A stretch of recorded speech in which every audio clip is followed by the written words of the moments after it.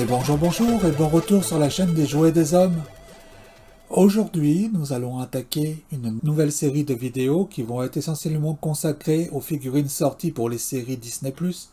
Mais avant de commencer, nous allons regarder une petite exclusivité puisque la figurine est censée sortir seulement dans 1 ou 2 semaines. On parle bien sûr de la figurine de Ironheart pour le film Wakanda Forever. Ironheart, à l'instar de Iron Man, est une armure de combat. Elle est pilotée par Rihanna Robin Williams, plus connue sous le nom de Riri Williams, une étudiante de génie au MIT en ingénierie. Passionnée par le travail de Tony Stark et particulièrement son armure de Iron Man, Riri Williams décide de fabriquer son armure à base de pièces volées sur le campus du MIT. Ce personnage a été créé en 2016 et est apparu pour la première fois dans Iron Man Volume 2, numéro 7. Les créateurs sont Brian Michael Bendis et Mike Deodato. Regardons la boîte d'un petit peu plus près. Il s'agit donc des nouvelles boîtes et des nouveaux packaging de Hasbro pour la série Marvel Legends où il n'y a plus du tout de vitres sur le devant pour voir la figurine. Néanmoins, quelque chose qu'on peut remarquer, c'est que les boîtes sont absolument superbes et ils ont fait des efforts en fait pour compenser ce manque. Parce que beaucoup de fans se questionnaient ce que ça allait donner au final. Et une fois qu'on les a en main, c'est vraiment réussi. Donc nous avons donc la figurine représentée sur le devant, c'est une photo de la figurine directe, avec le logo Marvel Legends Series, le nom de la figurine, le titre du film d'où est tirée la figurine, Wakanda Forever, attention aux petites pièces. Il faut avoir 4 ans ou plus pour jouer avec cette figurine, ça me rassure, je vais pouvoir l'utiliser. Le logo Hasbro, et bien sûr la grande campagne de marketing disant que cette boîte ne contient pas du tout de plastique. Sur le dessus, on retrouve le logo de Wakanda Forever. En dessous, on va avoir le code barre et des mentions légales. Toujours pareil, l'étiquette en toutes les langues pour que tout le monde le sache. Il n'y a pas de plastique dans cette boîte. Sur le côté, l'armure de Riri au repos, sans pause d'action. La pause d'action sur le côté. À l'arrière, la figurine, le nom de la figurine, le détail des accessoires qui vont être à l'intérieur, et donc on va avoir visiblement 2 têtes. Une tête avec le casque, une tête sans le casque, des mains, un canon, tout un tas de choses, c'est intéressant. Les mentions légales, le petit logo interdit au moins de 3 ans. On peut recycler sa boîte, heureusement. Attention, on peut s'étouffer. Le logo Marvel, le logo Hasbro. Et on va déballer de ce pas la figurine.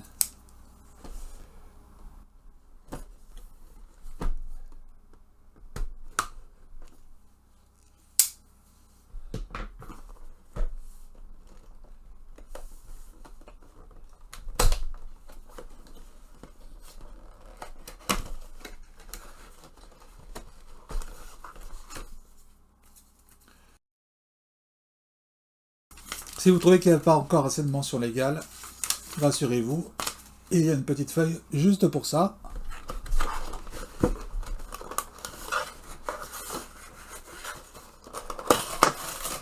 Et voilà la figurine.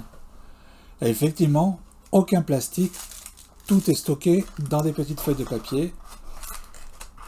C'est assez intéressant, je trouve qu'ils ont fait un bel effort. À l'heure où on demande aux entreprises de faire des efforts sur leur packaging, c'est à noter.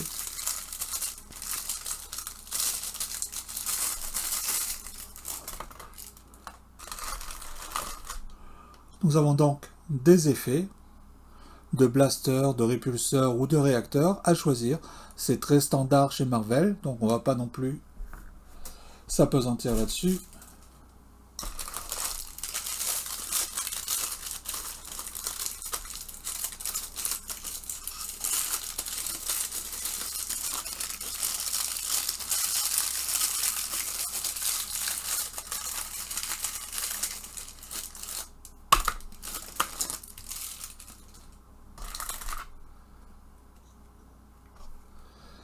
D'autres effets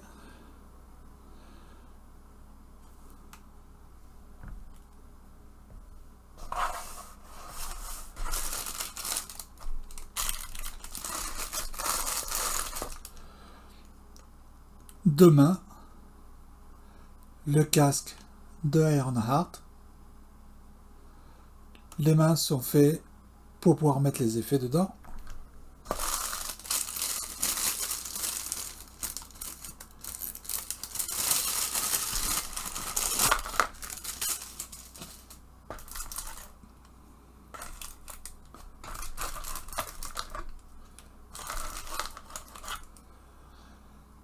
Un élément que je ne sais fichement pas ce que c'est. D'autres effets de tir visiblement. D'autres morceaux d'armure.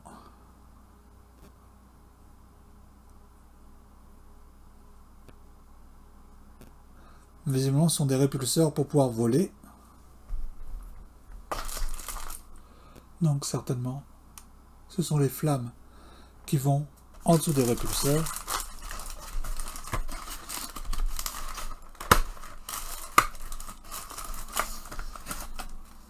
Une pièce qui était cachée sur le côté. Ça ressemble à un ray gun.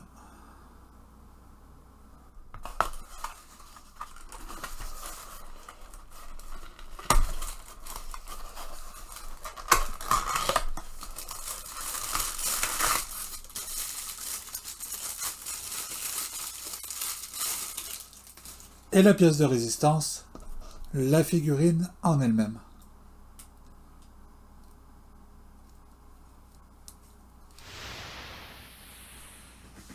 Voyons voir la figurine d'un petit peu plus près.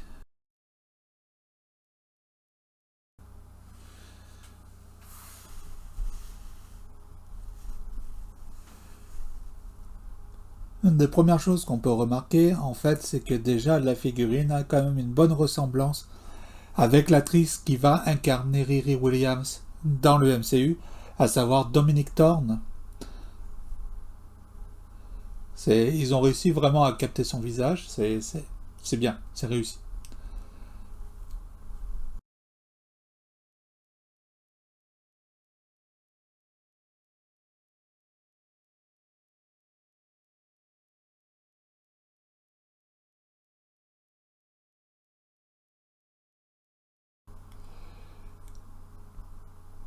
Un petit travail de couleur sur le dessus de la tête, avec les tresses et des accents blonds. Les tresses attachées à l'arrière pour qu'elle puisse mettre son casque. Pas mal de détails dans la sculpture sur le devant. On voit clairement, en fait, des endroits totalement sculptés.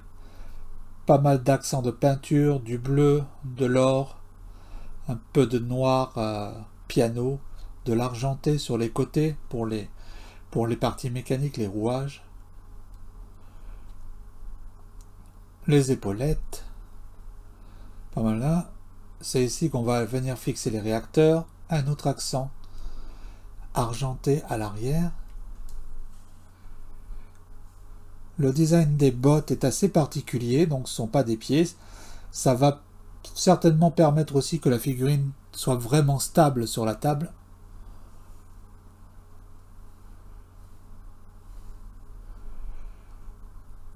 Pas mal de travail ici sur le canon. Canon ou bouclier, je ne sais pas vraiment, puisqu'on n'a pas vu encore le personnage en action. Donc ça va être à découvrir. On va regarder de plus près les accessoires.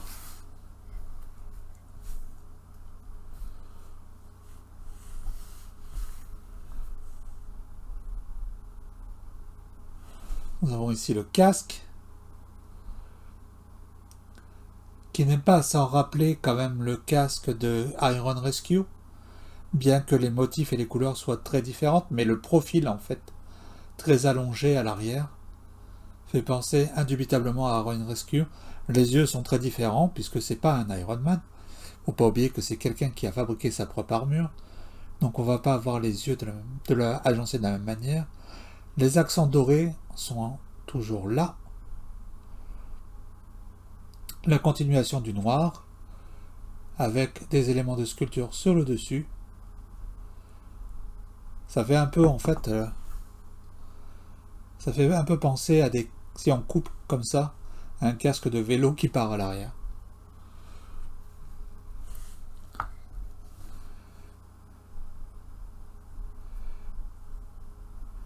Le canon est pas mal détaillé lui aussi. A priori, j'imagine qu'on ira loger le bras, enfin l'avant-bras de Riri Williams à l'intérieur. C'est une pièce relativement simple, mais avec des éléments de sculpture intéressants, un peu de couleur bleue pour montrer que c'est un ray gun.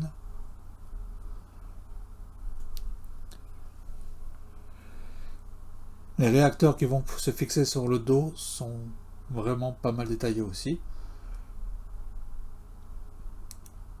Pas mal de sculptures sur le rouge. Un élément métallisé pour la tuyère. Un rappel du doré. Un rappel du noir.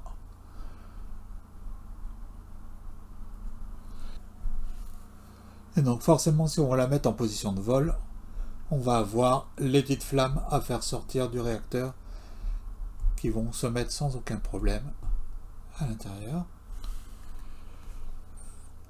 Comme je disais, les mains supplémentaires sont faites pour pouvoir fixer les effets de tir, comme ceci.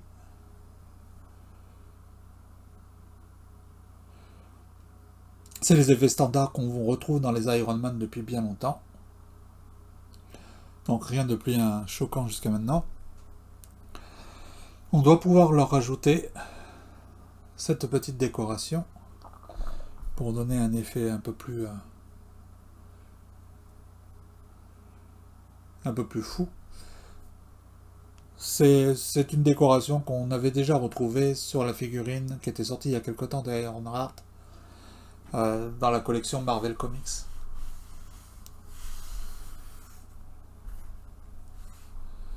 Et donc ça, si on se fie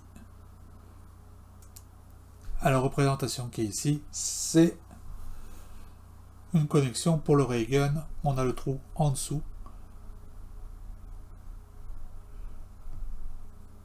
Comme ceci, pour aller le fixer sur l'armure elle-même. Et je ne vois pas où est le trou sur l'armure elle-même.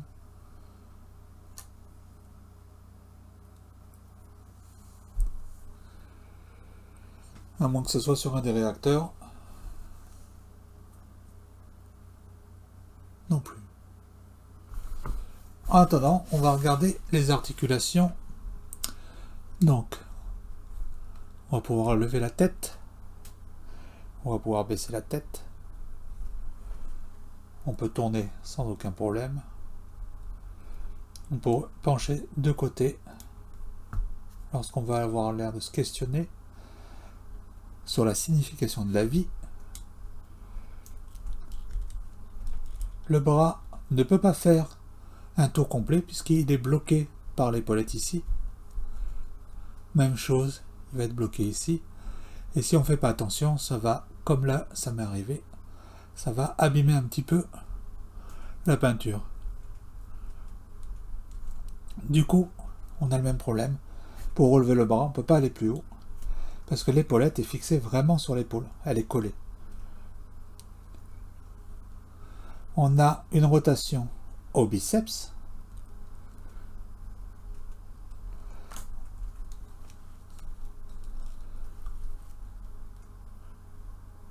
On a la double articulation au coude.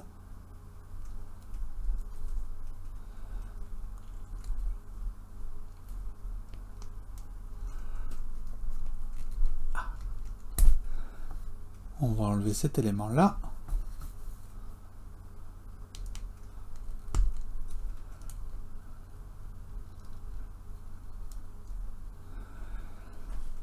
On va pouvoir faire une rotation du poignet. On peut pencher et remonter. L'articulation au niveau du torse, c'est l'articulation boule. C'est ce que je préfère pour les super-héros. Je trouve que ça marche vraiment bien. Au niveau des hanches, On a l'impression un peu que l'articulation a un espèce de ressort. Quand on pousse, elle revient en place, mais on a très peu de mouvement en fait. On va pouvoir aller un petit peu en arrière, on va pouvoir aller en avant. Il y a une double articulation au niveau du genou qui est toujours bienvenue. On a une semi-rotation au niveau de la cuisse qui ne peut pas aller très très loin. Et au niveau du pied, pas grand chose, si ce n'est un petit peu en avant et un petit peu en arrière.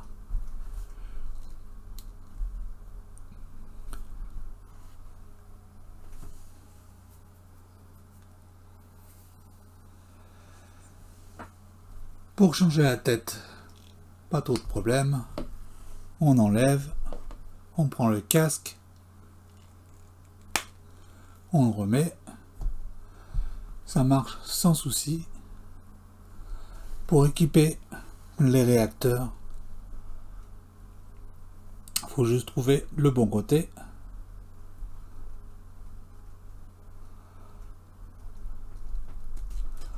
Celui-ci est le côté droit. Gauche, pardon, et celui-ci est le côté gauche, celui-ci est le côté droit. Le problème qu'il va y avoir, c'est que ça tient, ça aurait pu être pire, parce que ça amène quand même un certain poids à l'arrière de la figurine, voilà, c'est ça, elle tombe.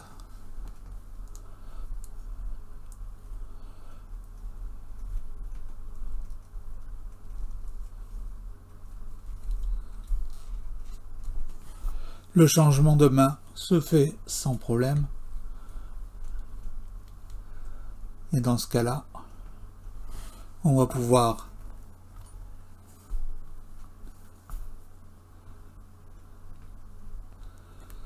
installer le répulseur.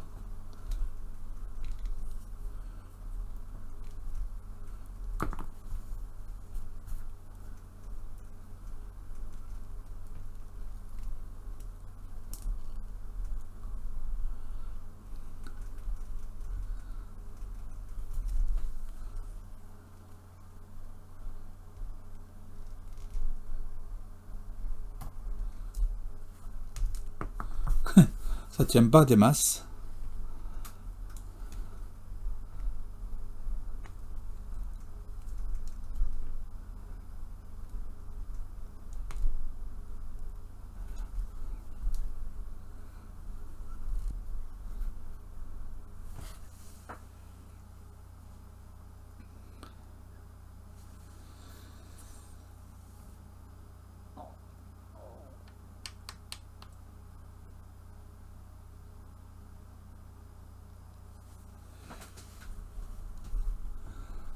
On va en profiter pour lui équiper le ray gun.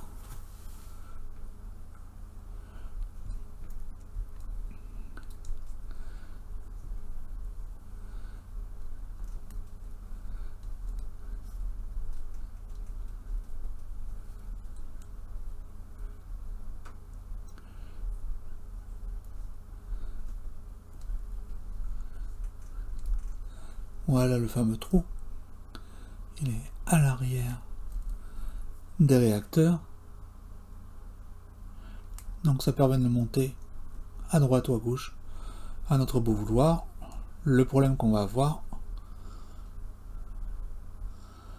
c'est que la pièce de plastique qui est censée représenter le tuyau va être un petit peu petit. Donc on va pas pouvoir se mettre en position d'attaque .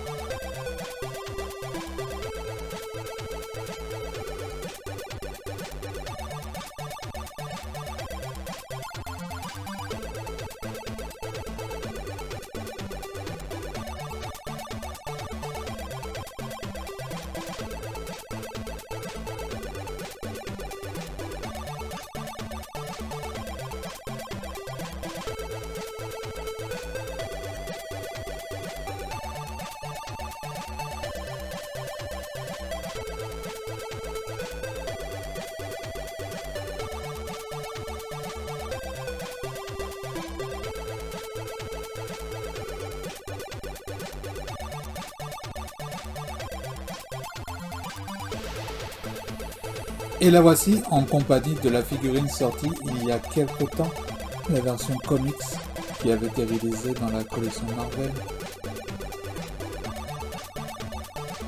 Le gabarit n'est clairement pas la même et j'aime le fait que l'armure de Ironheart ressemble maintenant à une armure.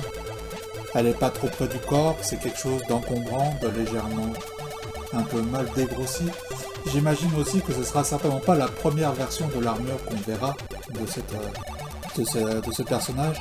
L'armure semble largement plus aboutie en fait, comme c'était le cas pour Iron Man avec le Mark 1 et le Mark 2, qui sera suivi du Mark 3. Donc j'imagine qu'on va avoir le droit à une version beaucoup plus rude, beaucoup moins avancée en fait de cette armure. Certainement dans la série Ironheart, puisque ce personnage-là aura sa propre série télé.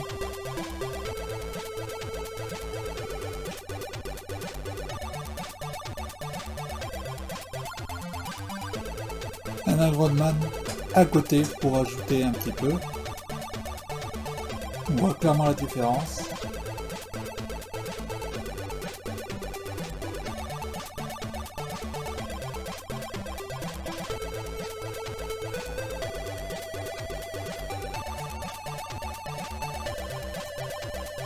J'avoue que j'aime ce côté un peu mécanique des armures, j'étais un petit peu déçu que sur les films suivants, ce qui peut se comprendre parce qu'en effets spéciaux c'est plus impressionnant, que l'armure d'Iron Man soit devenue un élément magique, c'est-à-dire qu'elle appuyait sur un petit bouton, elle le recouvrait. J'aimais vraiment plus dans les premiers Iron Man ce côté mécanique où il fallait vraiment qu'il chausse l'armure. Il y avait un côté réaliste qui était beaucoup plus intéressant. En tout cas, si vous avez aimé la vidéo, n'hésitez pas à lui mettre un petit pouce en l'air, laissez-nous un commentaire, partagez la vidéo, ça va aider concrètement la chaîne. On se retrouve très bientôt pour déballer la suite des figurines de la Wave Disney+. Bye bye, prenez soin de vous.